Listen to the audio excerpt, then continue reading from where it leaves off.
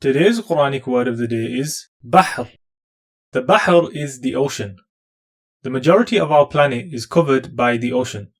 It is one of the most amazing creations of Allah subhanahu wa ta'ala. Looking out onto the calm blue ocean is a beautiful sight. But with the command of Allah, that same ocean can become terrifying.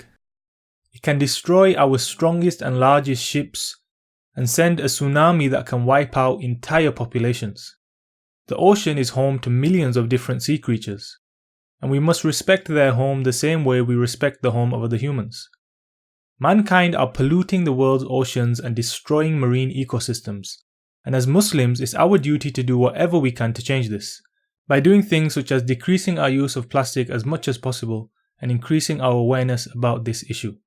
Assalamu alaikum wa rahmatullahi wa barakatuh.